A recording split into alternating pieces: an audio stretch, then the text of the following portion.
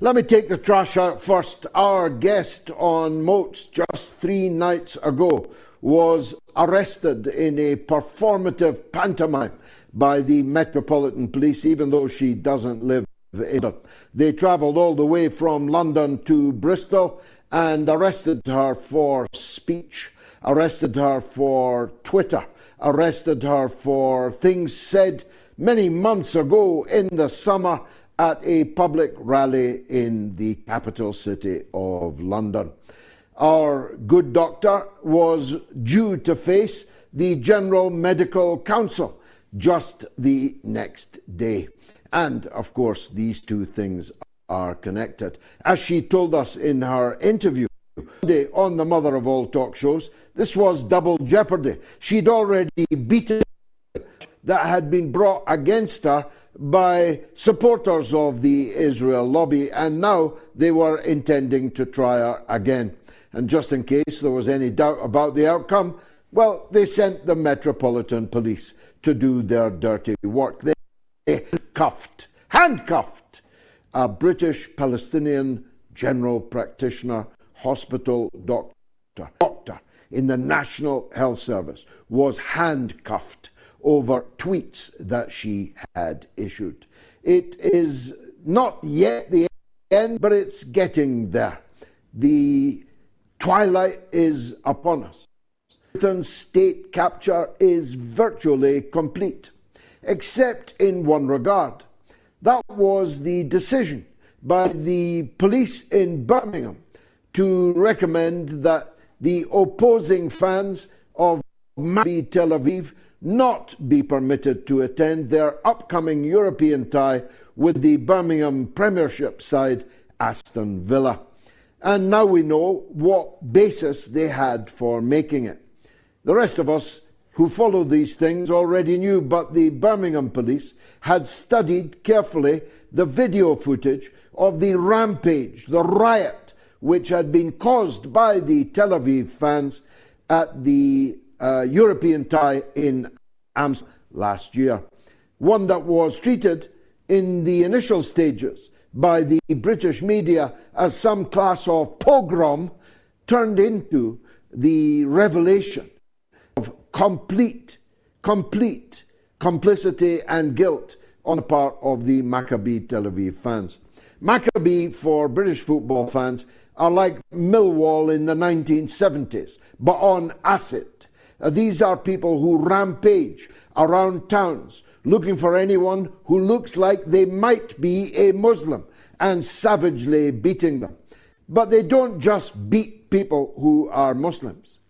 Just after the British Prime Minister intervened against the Chief Constable of Birmingham and instructed the Chief Constable to find a way to allow the Maccabi fans to travel to England, the very next night, the derby game with Tel Aviv and Maccabi Tel Aviv had to be done before it even began because of violent riots started by the racist thugs of Maccabi Tel Aviv.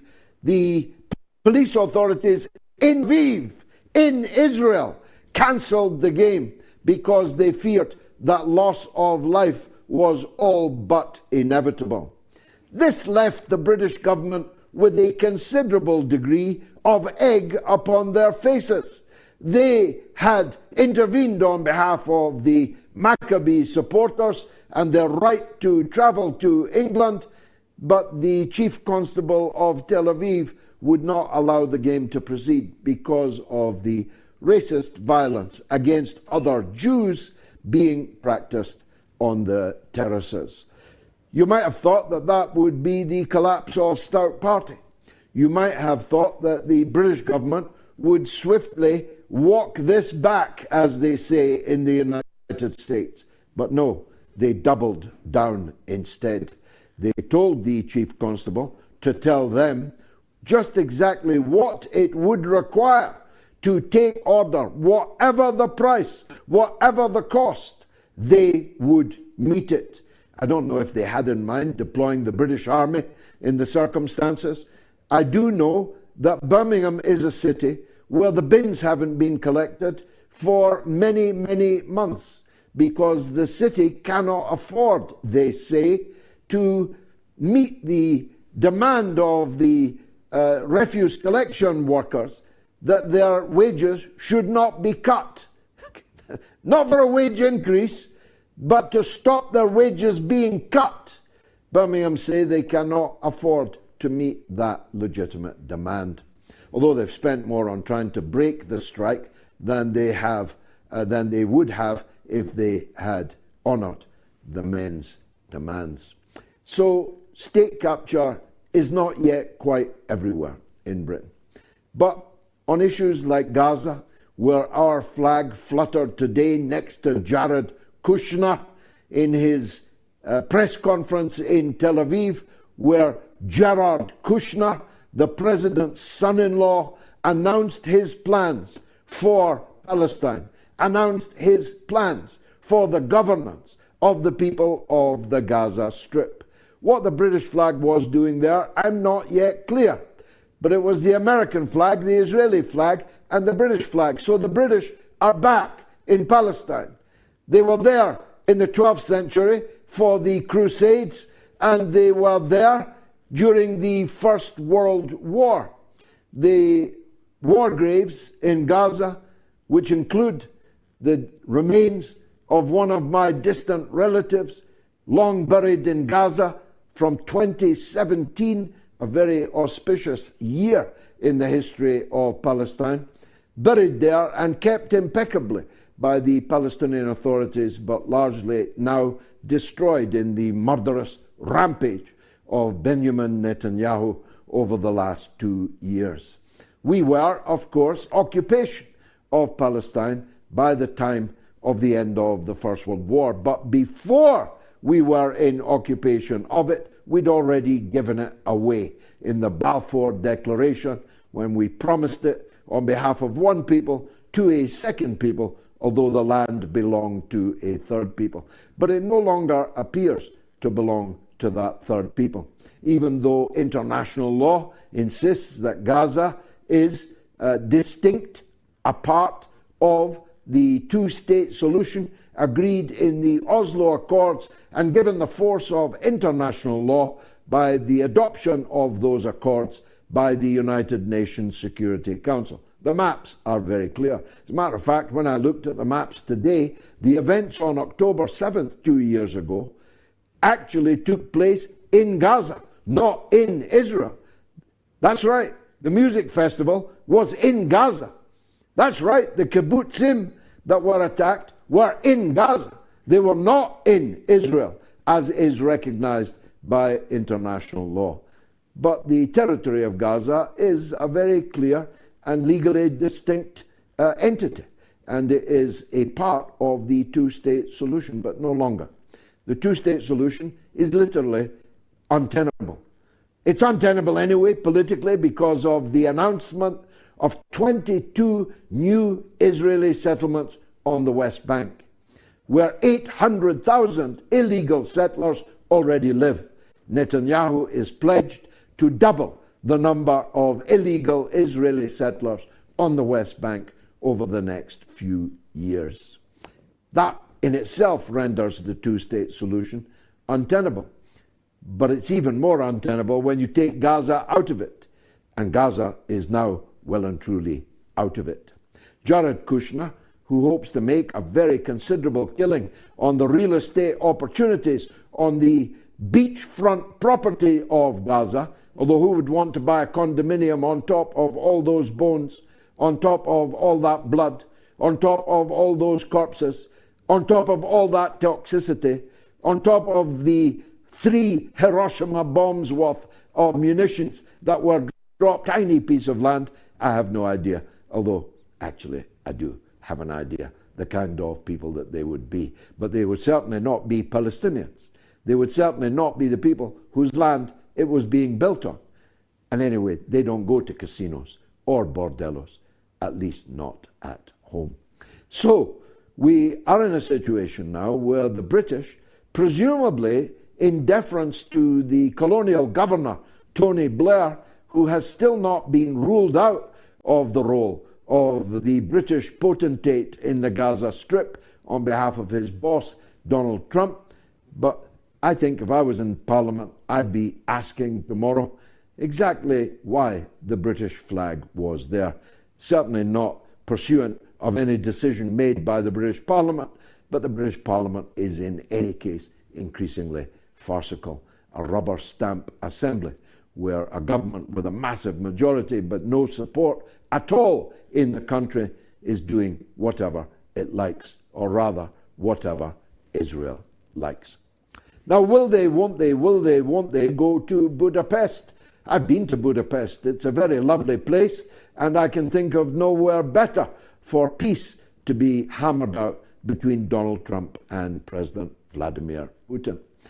We were told that Marco Rubio and Sergei Lavrov, the two foreign ministers of the two states, would have a telephone call and pre-negotiations, I suppose you'd call them, earlier this week, and that happened and seemed to go perfectly well. And then the dogs started yapping. Poland, first of all, said that it would force President Putin's plane to land if it flew over Polish airspace. It had no intention of doing so, but this malignant and, of course, totally ridiculous threat was issued, showed the attitude of the European Union, chihuahuas and poodles and dachshunds and toothless bulldogs, if you count the ex-member of the European Union, the United Kingdom. That was their attitude to peace being brokered between President Trump and President Putin.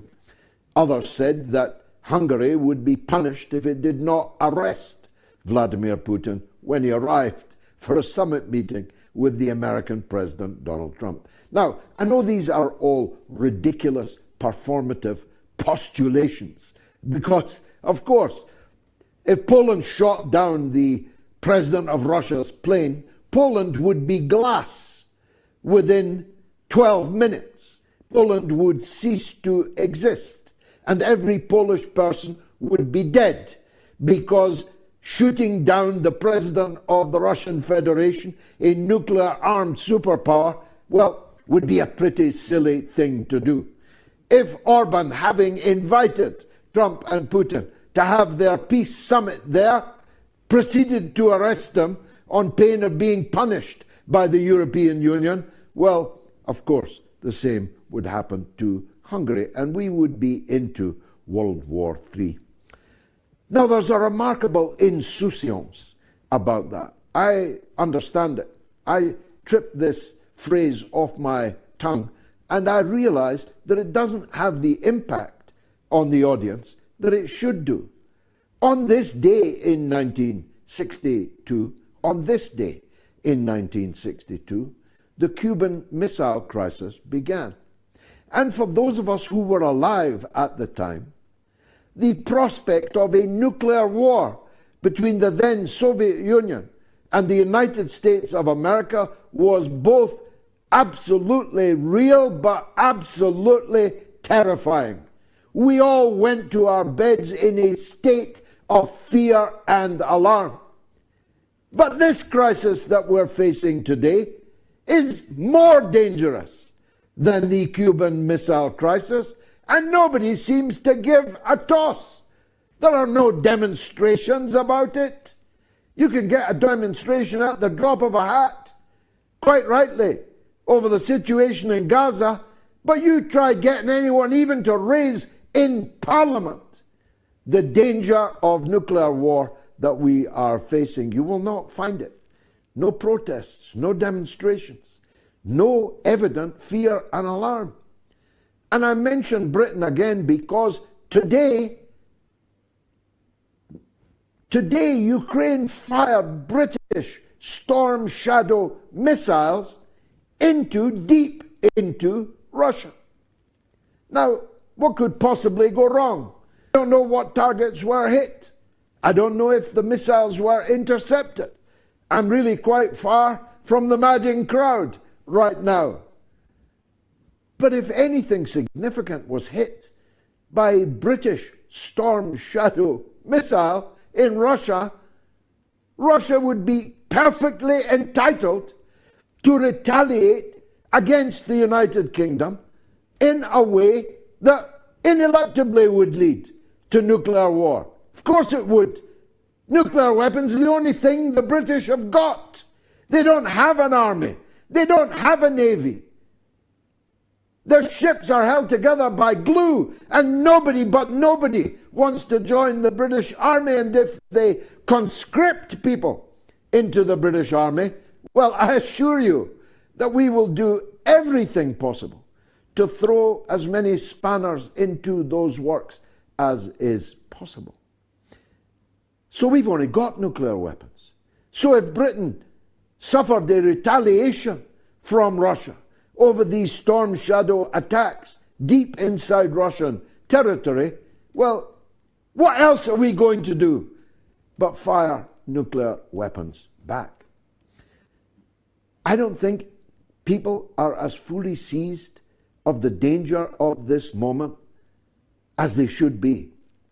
And so instead of praying earnestly that the talks in Budapest do go ahead and are successful, and that we see an end to this devastating war, which has cost the lives of well over 1 million people and has cost the treasure of all of us to the tune of trillions of dollars, euros, and pounds. Instead of praying for this summit and for it to succeed, our governments are doing everything that they can to try and wreck any opportunity for an end to the Ukraine war. It's a kind of madness. I confess I don't fully understand it, why bankrupt countries are ruining their own economies for a war, the outcome of which can only be a victory for the vastly superior Russian armed forces.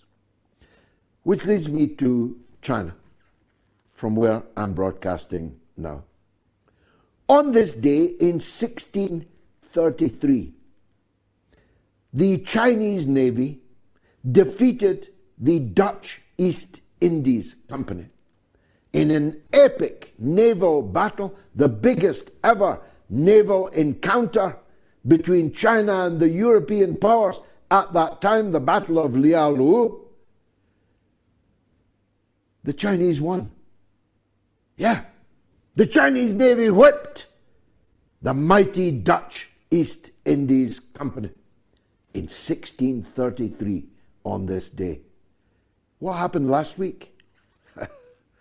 To get their retaliation in 400 years later, the Dutch stole a Chinese microchip company. They stole it.